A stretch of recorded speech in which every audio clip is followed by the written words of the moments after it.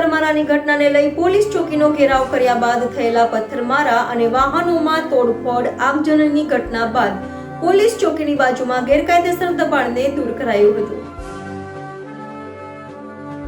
સુરતના સૈયદપુરામાં વરિયા વિચાર રાજા તરીકે ઓળખાતી ગણેશ પ્રતિમા પર થયેલા પથ્થરમારાને લઈ તંગદિલી સર્જાઈ હતી। ત્યારે રાત્રે પોલીસ ચોકી પર ઘેરાવ કર્યા બાદ ઉશ્કેરાયેલા લોકોએ વાહનોમાં તોડફોડ કરી આંખ ચાપી કરી હતી, જેને લઈ વાતાવરણ તંગ બન્યું હતું। તો બીજી તરફ પોલીસે સ્થળ પર દોડી જઈ મામલો થાળે પાડ્યો હતો।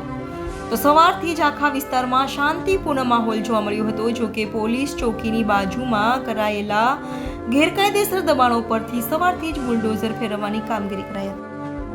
સુરત મહાનગરપાલિકા 15 દિવસ પહેલાં જ સેન્ટ્રલ ઝોનના બધા જ કોર્પોરેટરો, સુરત મહાનગરપાલિકાના mayor, standing chairman, deputy mayor, commissioner, ઉચ્ચ અધિકારીઓની સાથે એક મિટિંગ કરી હતી। એ વિસ્તારમાં ખૂબ જ દબાણો છે તેને દૂર કરવા સ્થાનિક કોર્પોરેટરની માંગણી હતી। ત્યારે જ અમે 15 દિવસ પહેલાં જ ઝોનલ ઓફિસરે ઝોનલ ચીફને ઇન્સ્ટ્રક્શન આપ્યું હતું કે આ વિસ્તારમાં જે દબાણ છે આવનાર સમયમાં દૂર કરવામાં આવે। તેના ભાગરૂપે આજથી આ મુવમેન્ટને ચાલુ કરવામાં આવી છે।